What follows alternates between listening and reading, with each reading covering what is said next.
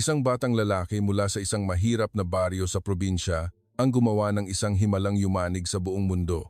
Mula sa pagiging sentro ng panunuya ng mga kapitbahay at pangamba ng kanyang sariling mga magulang, si Andres o mas kilala sa palayaw na Andoy ay humakbang patungo sa pandaigdigang entablado. Hinarap niya ang mga tanyag na kalahok mula sa Amerika, Tsina at iba't ibang mauunlad na bansa. Sa bawat yugto ng kompetisyon na puno ng tensyon at kaba, patuloy siyang nanaig kahit pa dumating ang sandaling pinagdudahan siyang nandadaya. Sa huli, sumabog sa masigabong palakpakan ang buong bulwagan ng maging simbolo ng karangalan ang Pilipinas. Ito ay isang nakakabagbag damdaming kwento tungkol sa pananampalataya, katatagan at talinong Pilipino.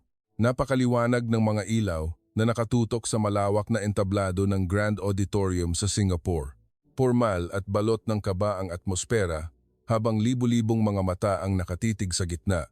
Iyon ang gabi ng World Child Math Genius Tournament.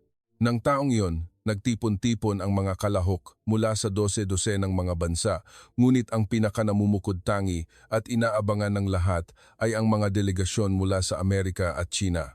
Ilang buwan bago pa man ang paligsahan, laman na sila ng mga pandaigdigang pahayagan, itinuturing na mga pinakamalalakas na kandidato para sa kampeonato. Samantala, ang Pilipinas, isang bansang nagpapaunlad pa lamang ay halos hindi man lang mapansin sa isang sulok. Nang tawagin ang pangalang Andres Andoy de Maculangan, nagbulungan ang buong bulwagan.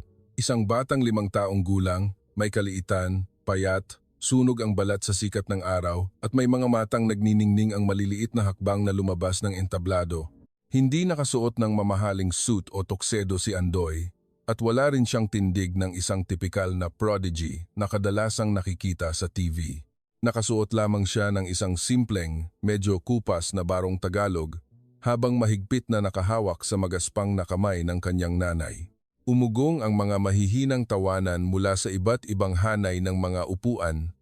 May mga umiling, may mga palihim na ngumiwi, at may mga tahasang bumulong na isa lamang itong nakakatawang palabas. Ginagawa nilang biro ang kompetisyon gamit ang batang yan, wika ng ilan. Sa unahang hanay, nakaupo sina Professor Miller mula sa Amerika at Professor Li Wen mula sa China. Parehong bakas sa kanilang mga mata ang pagdududa at pagiging mapagmataas. Nagkatinginan sila at bahagyang tumango, na tila nagkakasundong ang batang ito ay mabilis lang na masisibak. Hindi maunawaan ni Andoy ang mga mapangutyang tingin na iyon. Nanatiling inosente ang kanyang mga mata habang pinagmamasdan ang mahabang mesa na puno ng mga computer, papel at lapis. Para sa kanya, ang lahat ng ito ay isa lamang malaking palaruan kasama ang mga pamilyar na numero. Ngunit para sa kanyang mga magulang, ang bawat hakbang ng kanilang anak sa entabladong iyon ay bunga ng isang mahaba at mahirap na paglalakbay. Nagsimula ang lahat sa Barangay San Isidro, isang liblib at mahirap na nayon sa gitnang Luzon na palaging binabayo ng araw at bagyo, kung saan ang kakaibang talento ni Andoy ay itinuring na isang kabaliwan. Malamig ang hanging umiihip mula sa malalawak na palayan sa likod ng kanilang baryo, dala ang amoy ng bagong aning palay at usok ng sinusunog na tuyong dahon tuwing dapit hapon. Ang San Isidro ay napaliligiran ng luntiang bukid, at ang mga bahay kubo at yero ay nakumpol sa paligid ng isang lubak-lubak at maalikabok na kalsada. Sa dulo ng kalsadang iyon, nakatayo ang maliit na bahay ni Mang Tomas at Aling Rosa, isang bahay na gawa sa pinagtagpi-tagping hollow blocks at kawayan. Sa may balkonahe, may isang lumang papag kung saan madalas umupo si Andoy nang nakahalukip-kip, walang kurap na nakatitig sa mga buto ng munggo na ibinibilad ng kanyang ina sa isang malaking bilao. Mula pa nang magkaisip siya, ang mga numero na ang kanyang naging matalik na kaibigan. Hindi alam ni Andoy kung bakit labis siyang naaakit sa mga ito. Tuwing umaga, pagtilaok pa lang ng manok, nakaupo na siya sa harap ng bilao ng munggo. Inaayos niya ang bawat butil sa isang perpekto at tuwid na linya habang bumubulong-bulong na tila may kausap. Ang butil na ito ay tatabi sa butil na yan, tapos tatawag sila ng isa pa hanggang sa maging isang mahabang sapa. Dahan-dahan niyang hinahawakan ang bawat buto at ang kanyang malalaking mata ay naglalabas ng isang dalisay na liwanag ng isang inosenteng nakatuklas ng mahika. Madalas nakatayo sa hamba ng pinto si Aling Rosa pinagmamasdan ang anak ng may halong awa at takot. Natatakot siyang pagtawanan ng mga tao ang kanyang anak na buong araw na nakayuko at naglalaro ng mga di nakikitang numero. Natatakot siyang kaawaan si Andoy dahil sa baryong ito, kung saan ang lahat ay abala sa pagsasaka at paghahanap buhay, walang naniniwala sa mga kakaibang milagro. Mas masungit at tahimik naman si Mang Tomas. Mahal niya ang kanyang anak sa paraan ng isang lalaking pinatigas ng buong buhay na pagbabanat ng buto sa bukid. Para sa kanya, ang mahalaga ay lumaking normal ang bata, pumasok sa pampublikong paaralan ng normal at huwag maging usap-usapan ng iba. Nahihiya siya sa mga tsimis ng mga kapitbahay, sa mga pag-iling at pilit ng ngiti, at sa mapanuring tingin ng mga kalalakihang tambay sa sari-sari store ni Aling Marites sa kanto. Kapag may nakita silang naiiba, tiyak na pag-uusapan nila ito. Ano ba namang alam ng batang yan? Baka ginagaya lang kung anong naririnig niya sa radyo, sabi ng isa. Minsan, may nakangiting tumapik sa balikat ni Mang Tomas habang bumibili ng yosi. Pare, bawas-bawasan niyo ang pagyayabang sa bata, baka mapahiya lang kayo. May isang matandang babae ring napadaan habang naghahanay ng munggo si Andoy, umiling ito at sumambit. Mas maganda pang maglaro na lang ng Jolens ang batang yan. Ang mga salitang iyon ay parang malalakas na patak ng ulan sa bubong ng yero, mabilis matuyo sa paningin pero malalim ang iniiwang basa sa kalooban. Isang maaliwalas na hapon, dumaan sa kanilang bahay si Maestro Delfin. Siya ay isang retiradong guro sa elementarya ng Baryo Payat, puti na ang buhok ngunit may maamo at malalim na paningin. Nabalitaan niya ang tungkol sa kakaibang bata. Ngumiti ang maestro, nagpaalam na uupo sa papag at dumukot ng isang nakatiklop na lumang papel mula sa bulsa ng kanyang polo. Nagsulat siya roon ng ilang komplikadong equation. Ang kanyang sulat kamay ay maayos, kasing linaw ng mga tudling sa inararong lupa. Hindi niya minadali o tinakot ang bata.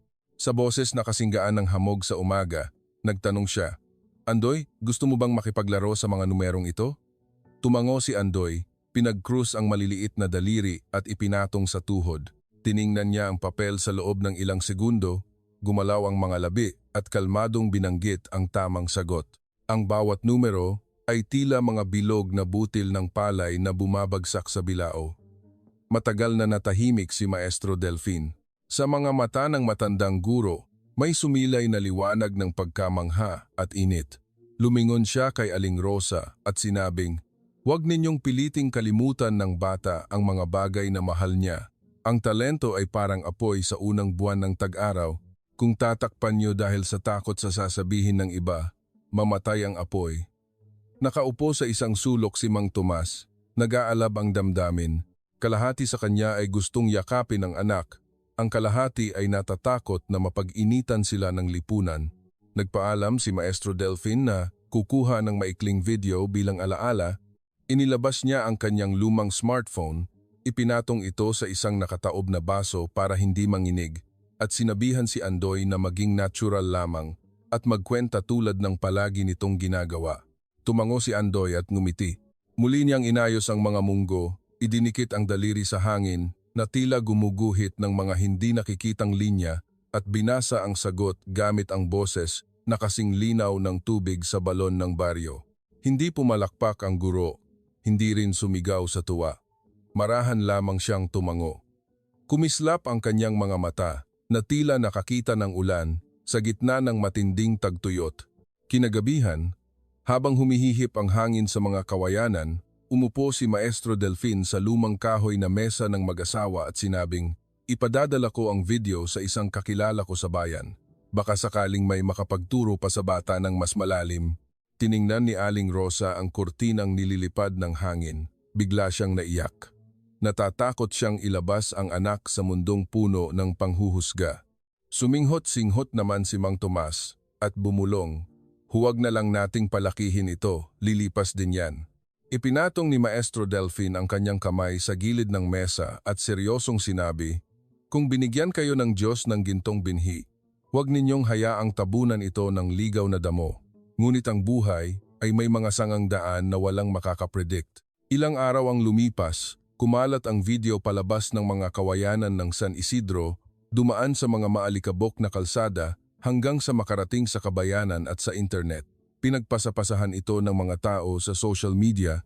May mga nagsabing peke ito o inedit, ngunit mas marami ang namangha at sa gitna ng ingay ng mundo, nanatiling kalmado si Andoy. Nakaupo siya sa papag, nakabuka ang mga kamay na tila may hawak na liwanag, nakangiti sa mga numerong nakakasilaw at kasingganda ng unang sinag ng araw. Walang nakakaalam na mula sa balkonahe ng kanyang kabataan, ang kanyang landas ay tatawid sa mga bagyo't hamon patungo sa isang maningning na entablado ng mundong hindi na magtatagal ay masisilayan niya. Isang umaga, mabagal ang usad ng mga ulap sa bukid at ang tilaok ng manok ay nahaluan ng ingay ng tricycle sa labas. Naghihimay ng kangkong si Aling Rosa sa bakuran nang makita niya si Maestro Delfin na nagmamadaling pumasok sa tarangkahan. May hawak siyang isang kumpol ng mga papel na amoy tinta pa. Si Mang Tomas na nagkukumpuni ng sirang lambat ay napatayo at pinagpagan ang kanyang pantalon. Umupo ang maestro, humigop ng kapeng barako at inilatag ang mga papel. May mga nakasulat sa Ingles sa itaas at may kasamang salin sa Tagalog sa ibaba. Ito ay isang espesyal na imbitasyon para sa batang si Andres Di Maculangan ng Barangay San Isidro, Pilipinas upang lumahok sa World Child Math Genius Tournament sa Singapore. Ang pamasahe at tirahan ay sasagutin ng Education Foundation ng kompetisyon. Kailangan lamang ng kumpirmasyon mula sa lokal na pamahalaan at pamilya. Biglang tumahimik ang buong paligid. Mahigpit na napahawak si Aling Rosa sa dulo ng kanyang duster, nakatitig sa pulang selyo sa papel. Nakapatong naman ang dalawang kamay ni Mang Tomas sa kanyang tuhod, bumuntong hininga ng malalim. Natatakot siyang ang mga panlalait sa kanila sa baryo ay susundan sila hanggang sa ibang bansa. Natatakot siyang ang kanyang anak ay isa lamang sandaling kislap na mabilis ding mamamatay sa harap ng maraming ilaw. Naiintindihan ni Maestro Delfin ang kanilang takot. Sa boses na kasing tibay ng kampana ng simbahan, sinabi niya, "Bihira ang pagkakataong ito, Tomas, Rosa. Hindi araw-araw ay may kumakatok sa ating pinto. Ang talento, kapag hindi inalagaan, ay parang butong nalaglag sa batuhan. Pagtila ng ulan, matutuyo at mamamatay." Nasa balkonahe si Andoy, pinapaikot-ikot pa rin ang mga buto ng munggo. Nakatitig siya sa kawalan, tila tinatawag ang mga numero para pumila ng maayos. Hindi niya naiintindihan ang malalaking salita sa papel. Alam niya lang nakakaiba ang pananahimik ng kanyang mga magulang. Pumasok sa loob si Aling Rosa at inilabas ang isang lumang lata ng biskwit. Sa loob nito ay may ilang tinuping 20 pesos, ilang barya, at perang itinabi para sa panahon ng tag-ulan at sakit. Iyon lamang ang kanilang naipon. Inangat niya ang lata at muling ibinaba. Tiningnan ni Mang Tomas ang asawa, puno ng awa at kaba, at sinabing, "Mahirap lang tayo, napakalayo ng lugar na iyon, baka kung mapano tayo roon." Kalmadong sumagot ang maestro. Sagot ng foundation ang malaking bahagi, ang kulang ay igagawan ko ng paraan. Tutulong din si kapitan at ang munisipyo. Ang pinakamahalaga ay ang inyong basbas. Mabilis na kumalat ang balita sa baryo na parang hanging amihan. Pagsapit ng tanghali, maingay na sa labas ng kanilang bakuran. May mga namangha, mayroon ding mga ngumisi at nagsabing, "Naku, baka scam yan sa internet. Ang daling gumawa ng peking papel ngayon." Dumaan pa si Aling Marites at pabirong sumigaw, "Oy Tomas, pagbalik nyo galing Singapore, kwentuhan nyo kami kung ibaba ang palengke nila doon ha." Ang mga salitang iyon ay parang mga karayom na tumutusok sa puso ng isang ina. Hindi makatulog si Aling Rosa ng gabing iyon. Naririnig niya ang huni ng mga kuliglig habang palihim na lumuluha. Natatakot siyang maligaw ang kanyang anak sa banyagang lupain. Natatakot siyang umuwi silang walang dala at maging pulutan ng tsismis ng buong baryo. Kinabukasan ng gabi, bumalik si Maestro Delfin kasama ang ilang opisyal ng barangay. Isang batang konsehal ang nagsabing tutulong ang lokal na pamahalaan sa mga dokumento at mag-oorganisa ng bayanihan para sa dagdag na pondo. Isang malinis na papel ng donasyon ang inilatag sa mesa. Sa unang linya ay may pangalan na agad. Ang matandang kapitan ng baryo ay nanginginig na sumulat. Kunting tulong para sa pamasahe ni Andoy. Isang kapitbahay na naglalako ng gulay ang nagbigay ng barya. Binawasan ko ang pambili ko ng asin para kay Andoy. Naway makarating siya ng ligtas at mag-uwi ng karangalan sa ating lugar. Mula sa labas, dinig ang tawanan ng mga batang naghahabulan, amoy ang tuyong dayami at kahoy na panggatong. Sa loob ng maliit na bahay, ang pag-aalinlangan ay unti-unting napawi parang hamog na nasikatan ng araw. Tahimik na lumabas sa balkonahe si Mang Tomas. Nagsindi ng sigarilyo, ngunit mabilis din itong pinatay. Pumasok siya at ipinatong ang magaspang at kalyadong kamay sa balikat ng anak. Kung gusto mong pumunta, sasamahan ka ni tatay. Biglang napahagulgol si Aling Rosa. Hindi na dahil sa takot, kundi dahil nakita niyang bumukas ang isang malaking pinto para sa kanila. Iniangat ni Andoy ang kanyang ulo, ang kanyang mga mata ay nagniningning na parang may nahulog na bituin sa loob nito. Sa kanyang maliit at inosenteng boses, sinabi niya, "Gusto ko po makita kung paano tumakbo ang mga numero sa ibang bansa." Nagtawanan ang buong pamilya, tawanang may kasamang luha. Ang mga sumunod na araw ay naging pinakaabala sa loob ng kanilang munting tahanan. Inasikaso ang mga pasaporte sa Maynila. Kinunan ng ID picture si Andoy, pinirmahan ang samut-saring dokumento. Tinahi ni Aling Rosa ang tanging puting polo ng anak, nilabhan ng paulit-ulit para bumango. Nagdala ang mga kapitbahay ng pabaon, ilang pakete ng chicharon, polvoron at suman para sa bayahe. Nagbigay rin ang munisipyo ng maliit na watawat ng Pilipinas. Maayos na nakatiklop para madaling dalhin. Sa huling hapon bago sila umalis, umulan ng banayad. Nakatayo si Andoy sa may pasamano, sinasahod ang maliliit na patak ng ulan. Bumbulong siya na tila kinakausap ang mga hindi nakikitang kaibigan, "Bukas, lalayo tayo ng bayahe." Sa isang sulok, nakasandal si Maestro Delfin sa poste, nakangiting pinagmamasdan ang maulap na kalangitan. Sa kaibuturan ng puso ng matandang guro, may isang tahimik na pananampalataya na umuusbong ang butong ito ay lalago lampas sa mga kawayanan, dadalhin ang amoy ng bukid at putik patungo sa matitingkad na ilaw ng syudad.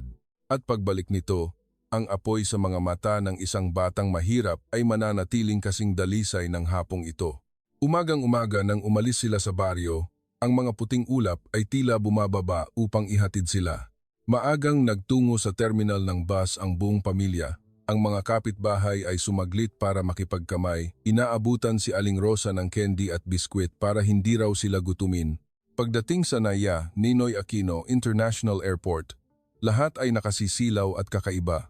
Kumukurap ang mga malalaking digital screen at ang boses sa speaker ay nagbabanggit ng mga pangalang banyaga na parang kanta. Mahigpit na nakahawak si Andoy sa magaspang na kamay ni Mang Tomas. Nanlalaki ang mga matang nakatingin sa mga naglalakihang eroplano na parang mga higanteng natutulog. Sa loob ng eroplano, malamig ang hangin, maayos ang mga asul na upuan, at ang madilaw na ilaw ay parang manipis na hamog. Maingat na ikinabit ni Aling Rosa ang seatbelt ng anak. Pilit itinago ni Mang Tomas ang kanyang pagkalito sa pamamagitan ng pagtingin sa bintana kung saan makikita ang umiikot na LEC. Isang Pilipinang flight attendant balingkinitan at may boses na kasinggaan ng bagong timplang tsokolate ang yumuko at malambing na nagtanong, "First time mo sumakay ng eroplano, baby boy?" Tumango si Andoy at ngumiti ng nahihiya. Hinaplos ng babae ang buhok niya. "Kapag nag-take off tayo, baka mabingi ka ng konti. Lumunok ka lang ng laway, mawawala rin yon." Nang bumulusok ang eroplano sa runway, pakiramdam nila ay nakadikit ang katawan nila sa upuan. Sa labis na kaba, nayakap ni Aling Rosa ang anak. Ngunit si Andoy ay tuwang-tuwa na bumulong, "Nay," tumatalon paakyat sa langit yung mga numero. Napatawa si Mang Tomas, ang unang tawa niya matapos ang ilang araw na matinding kaba. Nang maging kalmado na ang bayahe, nag-alok ng inumin at pagkain ng mga crew. Binigyan ng flight attendant si Andoy ng isang maliit na kahon ng mamon. "Regalo para sa pinakabatang pasahero namin," aniya. Tinanggap ito ni Andoy, magalang na yumuko, ang mga mata ay kumikinang na parang may maliit na buwan. Sa upuan sa likuran nila, isang dayuhang lalaki na nasa katanghaliang gulang ang nakikinig. Mayroon siyang kulay abong mga mata, maikling balbas at ang tindig ng isang taong sanay sa mga numero. Nang marinig niya mula sa ibang pasahero na ang batang Pilipinong ito ang sasabak sa pandaigdigang paligsahan sa math, ngumiti siya ng misteryoso at dahan-dahang nagsalita sa Ingles. Gusto ko siyang batiin ng good luck, sabi niya, sabay bunot ng isang maliit na notebook sa bulsa. Mabilis siyang nagsulat ng mga numero sa isang pahina at inabot ito sa unahan. Let's see, kid. Subukan mo nga ito. Natigilan si Aling Rosa at tiningnan si Mang Tomas. Hinawakan ng mahigpit ni Tomas ang asawa. Bahagyang nag-alala ang flight attendant at akmang aawat, ngunit marahan nang inabot ni Andoy ang notebook. Ang mga numero ay nakakalat sa papel na parang mga isdang lumalangoy sa ilog. Tiningnan ito ni Andoy ng isang saglit, gumalaw ang mga labi ng walang tunog at ang kanyang maliit na daliri ay tila gumuhit sa hangin. Walang tunog ng calculator, walang kaluskos ng scratch paper. Tanging ang paghinga ng mga pasahero at ang mabilis na tibok ng puso ng isang nag-aalalang ina ang maririnig. Pagkatapos ay nag-angat ng tingin si Andoy. Dahan-dahan niyang sinabi ang tamang sagot. Bawat numero ay binanggit ng malinaw na parang mga patak ng ulan na saktong bumabagsak sa tapayan ng tubig sa kanilang bakuran. Mabilis na inilabas ng dayuhan ang kanyang cellphone at nag-compute. Natigilan siya, ang kanyang mga kulay-abong mata ay tila lumiwanag. Tumango siya, nagsulat ng isa pang equation mas mahaba, may kasamang square roots at mahabang serye ng addition.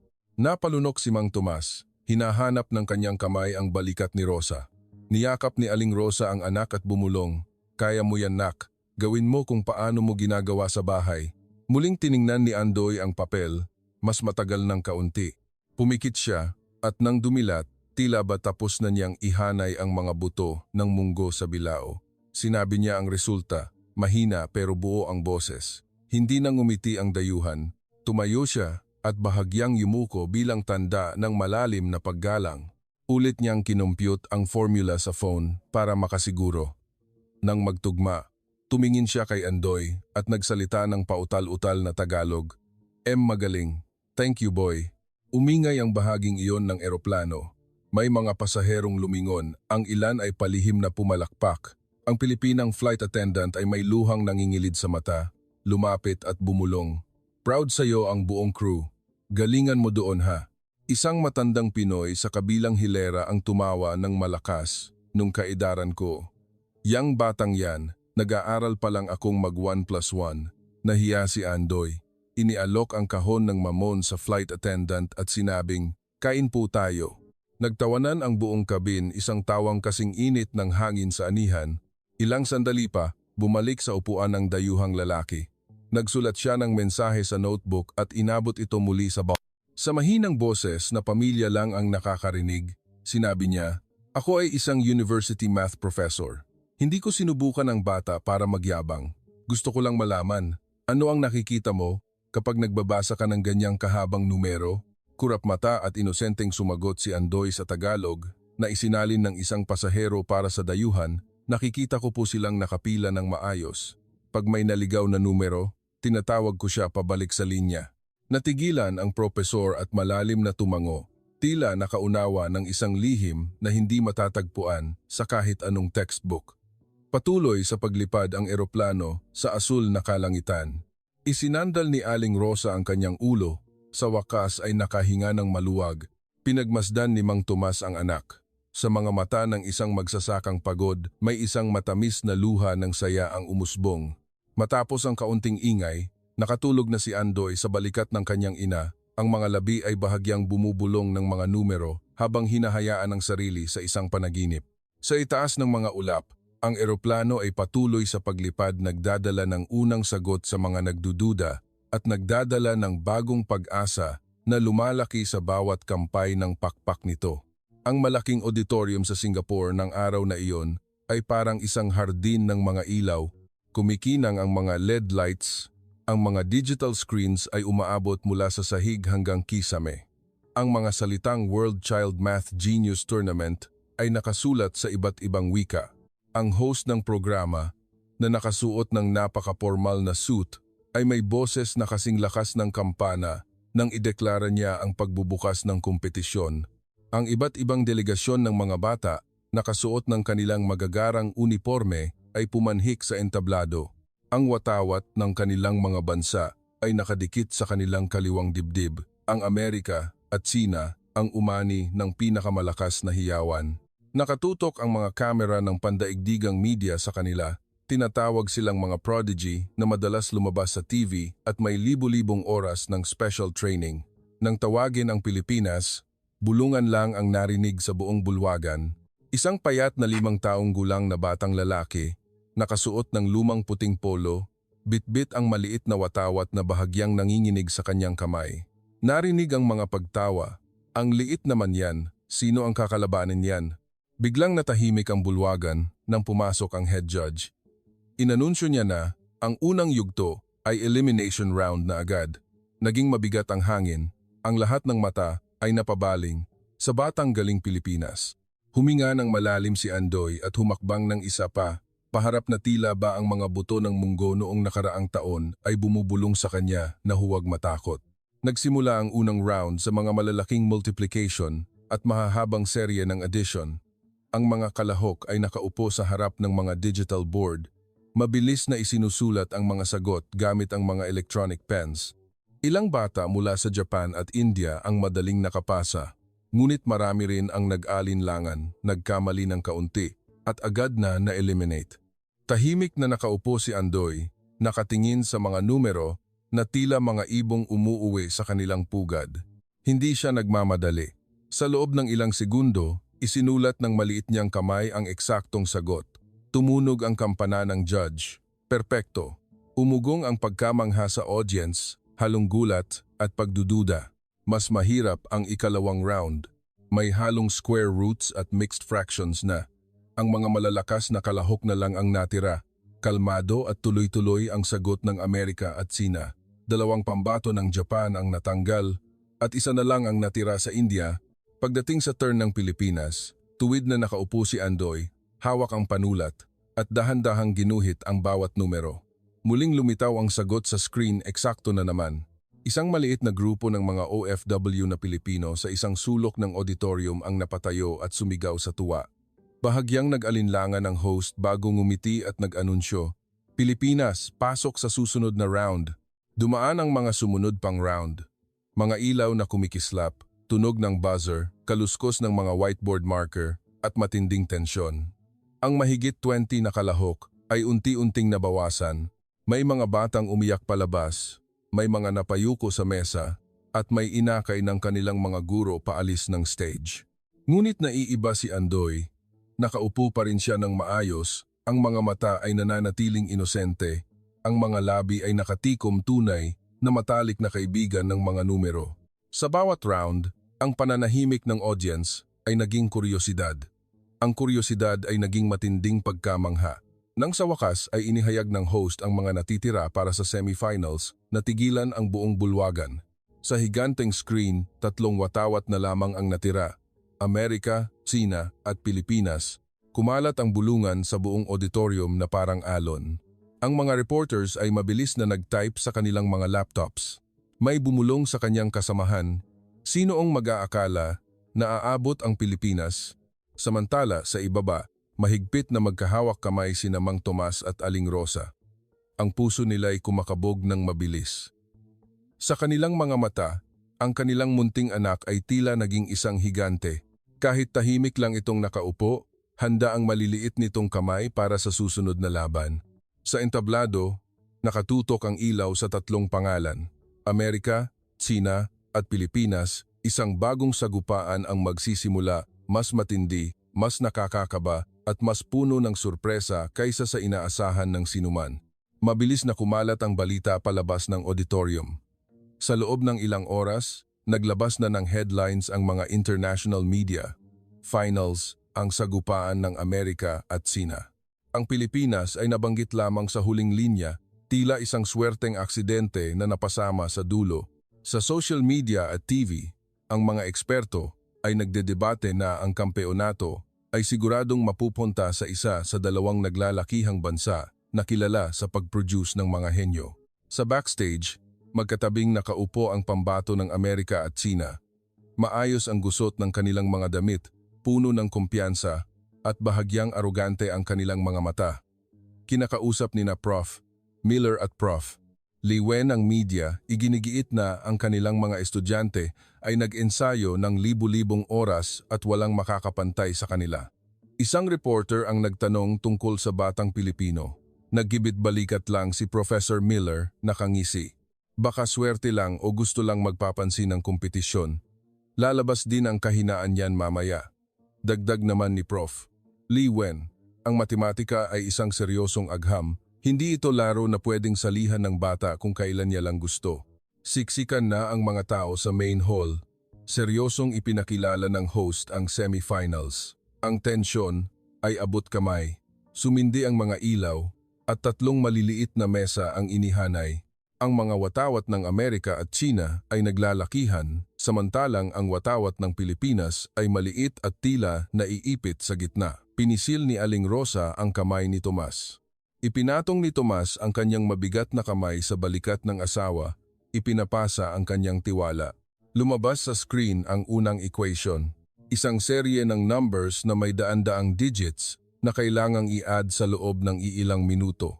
Mabilis na kumilos ang kalahok ng Amerika, ang kanyang marker ay parang makina sa bilis. Nakakunot noo ang batang Chino, halos ganun din kabilis. Ngunit si Andoy, tahimik lang. Tinitingnan niya ang screen, tila hinihintay na ang mga numero ay kusa ng pumila ng maayos sa kanyang isipan. Ilang sandali pa, maingat at malinaw niyang isinulat ang sagot. Pag-check ng judge at pagtunog ng bell, parehong tama ang 3. Napanganga ang mga tao sa galing at pagkapantay-pantay ng laban. Susunod na round, multiplication at division ng mga dambuhalang numero.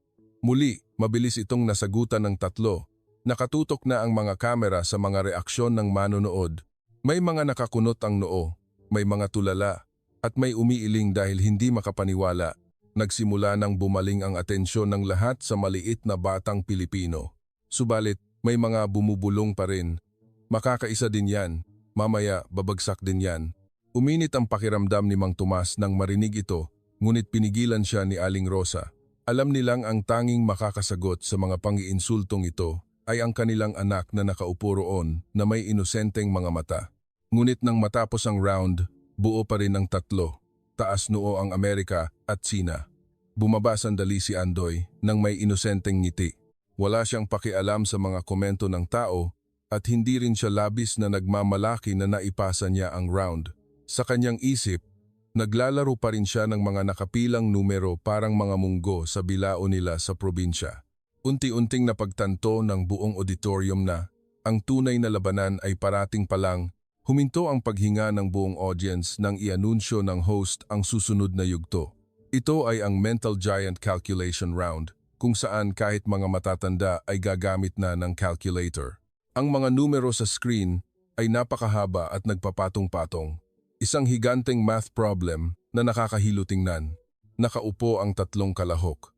Nanliit ang mga mata ng pambato ng Amerika, mabilis na nag-compute, nanginginig ang kamay pero determinado. Yumuko ang pambato ng China, bumubulong-bulong. Si Andoy ay tahimik lang.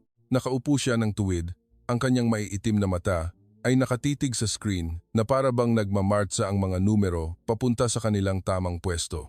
Lumipas ang oras. Tumaas ng sagot ang Amerika, sumunod ang China. Tumunog ang bell parehong tama. Pumalakpak ang lahat. Nang oras na ng Pilipinas, kalmadong inangat ni Andoy ang kanyang board na may bilugang sulat kamay. Tumango ang judge at nag-type sa computer para i-verify. Ngunit bigla, naghang ang main computer system ng auditorium. Walang lumabas na resulta, nagkagulo ang buong hall. May sumigaw mula sa audience. Nandadaya sila, na-hack ang computer. May mga tumayo at tinuro si Andoy. Puno ng hinala ang mga mata. Sunod-sunod ang flash ng mga kamera ng media. Para bang sasabog ang auditorium sa ingay at bintang. Namutla si Aling Rosa, nanginginig ang mga kamay habang nakahawak kay Tomas.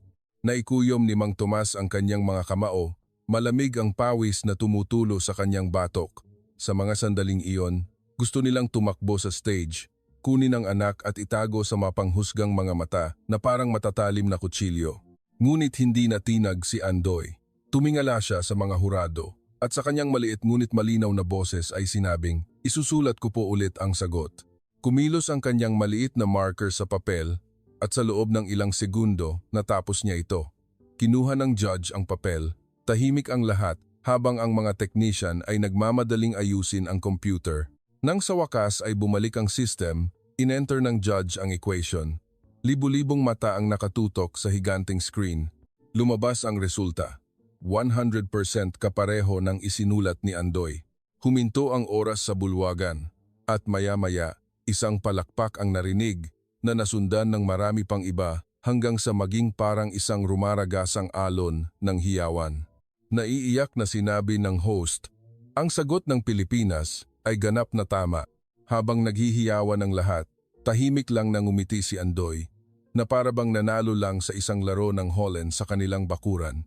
Hindi niya alam na ang kanyang kawalang malay ang mismong dumurog sa puso ng mga manonood.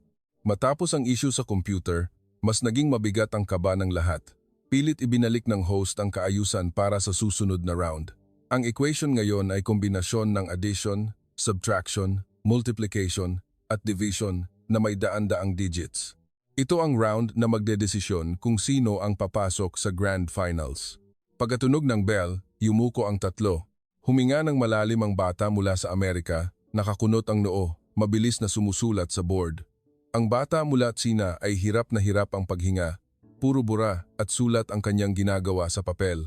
Si Andoy, tulad ng dati, nakaupo ng tuwid, nakatitig sa screen, bumubulong-bulong para tawagin ang mga numero sa tamang pwesto. Tahimik ang lahat. Tanging kaluskos ng papel at marker ang naririnig, at bigla, huminto ang bata mula sa Tsina. Nanginginig ang kanyang kamay, tumulo ang luha, at nabitawan niya ang pen. Tumayo si Professor Lee Wen sa unahan at sumigaw, "Kaya mo yan, huwag kang susuko." Pero hindi na makasulat ang bata, umiiyak na ito ng tuluyan. Sa mga sandaling iyon, pigil hininga ang manonood. Ang bata naman mula sa Amerika ay seryosong sumusulat hanggang sa huling segundo at itinaas ang kanyang board na may bakas ng matinding kumpiyansa. Si Andoy, kanina pa siya nakatingala, kalmado ang mukha, itinaas ang board gamit ang maliliit niyang kamay. Pumunta ang judge para i-check. Unang tiningnan ang sa Amerika. Ang sagot nito ay sablay ng isang digit sa dulo kulang ng iilang numero pero sapat na para bumagsak. Nag-react ang audience halo-halong panghihinayang at gulat. Turn na ni Andoy. Inanunsyo ang sagot. Ganap at perpektong tama. Sumabog ang auditorium. Ang palakpakan ay umalingaw-ngaw sa bawat sulok. Parang mga along walang tigil ang hiyawan. Walang humpay ang pag-flash ng mga kamera sa maliit na batang Pilipino. Sa isang sulok ng stage, humagulgol ang batang Chino. Tumakbo si Prof. Lee Wen para alalayan ng estudyante, namumutla sa kahihiyan. Si Prof. Miller naman ng Amerika ay tulala sa kanyang upuan, nanginginig ang mga labi, halo-halong gulat at pait ang nararamdaman niya. Sa upuan ng mga manonood, mahigpit na niyakap ni Mang Tomas si Aling Rosa. Naiyak ang ina hindi na sa takot, kundi sa umaapaw na saya at pride. Alam nilang ang anak nila ay gumawa ng isang himala. Mula sa bansang palaging minamaliit, pasok sila sa finals, habang ang dalawang higanteng bansa ay parehong bumagsak. Hindi sinayang ng media ang pagkakataon. Lumabas sa mga live broadcasts. Batang Pilipino, tinalo ang Amerika at Tsina. Mundo, nabigla.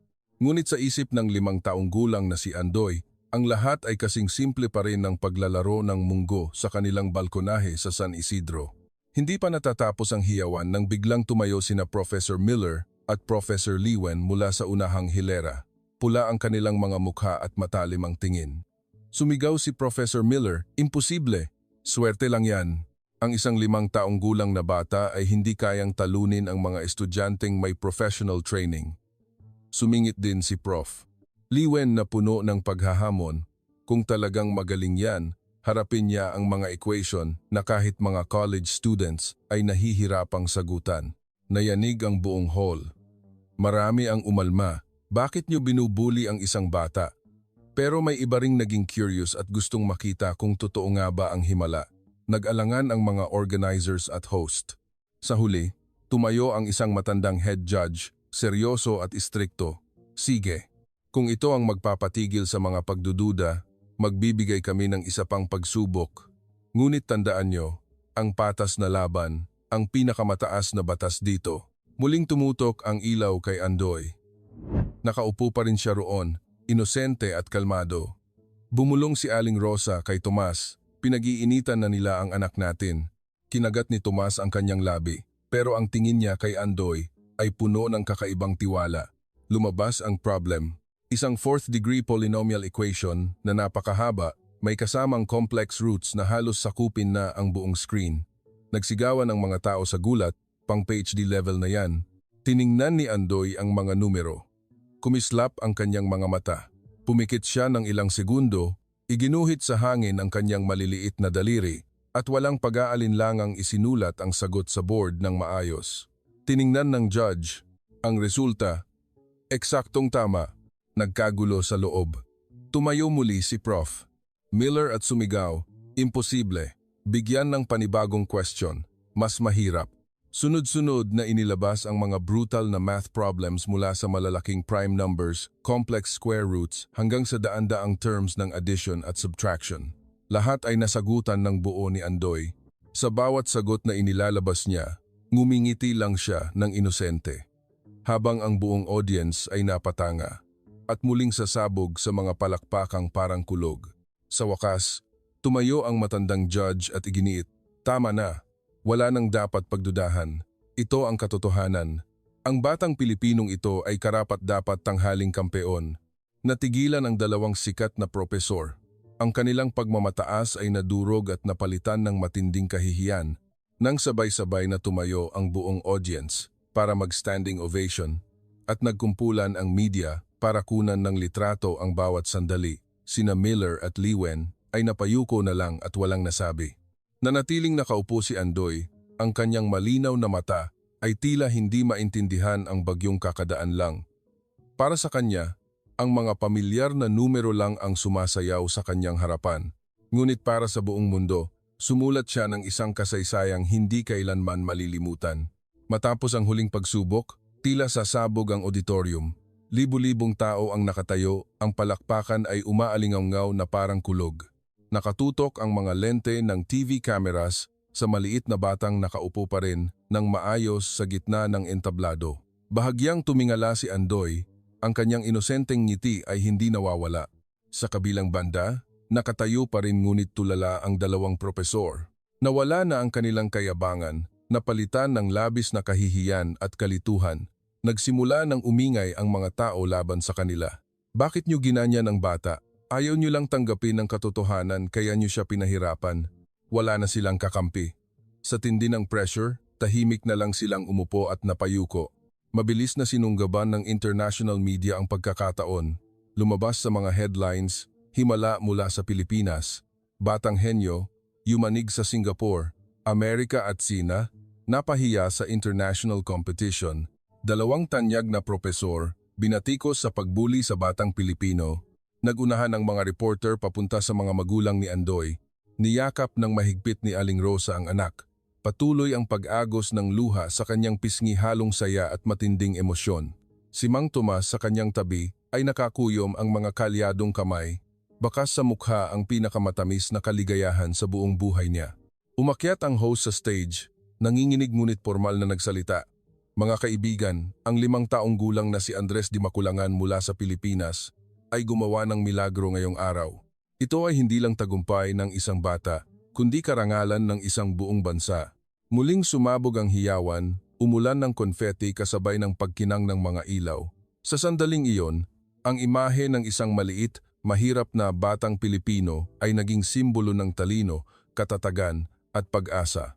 Sa iba't ibang pahayagan sa Amerika, Sina at Europa, nagkaisa ang lahat sa pagpupugay sa Pilipinas at sabay na binatikos ang bulag na kayabangan ng mga taong hindi makatanggap ng pagkatalo.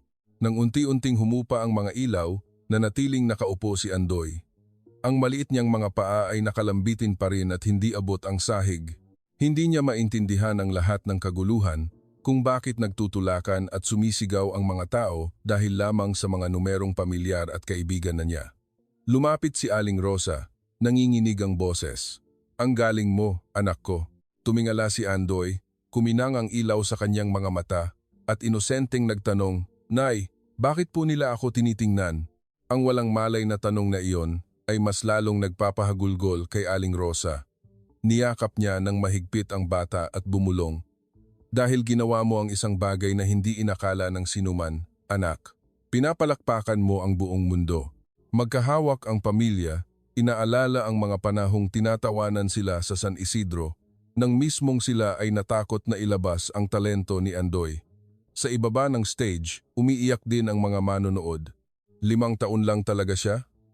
Mangha ng ilan. Pilit kinukuhanan ng media ang nakakaiyak na sandali ng pamilya. Sa gitna ng sigawan at tagumpay na yumanig sa mundo, para kay Andoy, isa lang itong laro. Ang larong minahal niya, simula nang magbilang siya ng munggo sa kanilang lumang balkonahe. Ang simpleng senaryong iyon sa probinsya ay bumabalik ngayon sa isip ng mag-asawa kaya mas lalo silang naiyak. Alam nilang pumasok na sa liwanag ang kanilang anak, pero nanatiling dalisay at busilak ang puso nito. Kumalat ang balita sa Pilipinas sa loob lang ng isang gabi. Ang mahirap na barangay San Isidro ay biglang naging sentro ng atensyon. Ang mga litrato ni Andoy na nakaupo sa international stage, bit-bit ang watawat, ay laman ng TV Patrol, 24 oras, at mga pahayagan. Ang mga taong dati nanlait sa kanila ay nagulat at nagbulungan. Si Mang Cardo na laging nanlalait sa inuman noon, nakita ang balita na pailing at nagsabi, "Akalain mo yun, napakagaling pala talaga ng bata. Nakakahiya ang ginawa nating pang-aasar." Si Aling Marites ng Sari-Sari Store ay nahihiyang nag-confess sa mga kapitbahay. Sinong mag-aakala na siya pa ang mag-uuwi ng pangalan para sa baryo natin?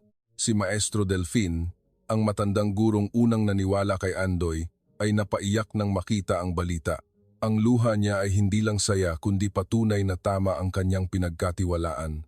Nanginginig siyang nagsalita sa kanyang mga kapwa guro. "Sabi ko na sa inyo, ang apoy na iyon ay hindi maaaring patayin." Ipinanganak si Andoy para magliwanag.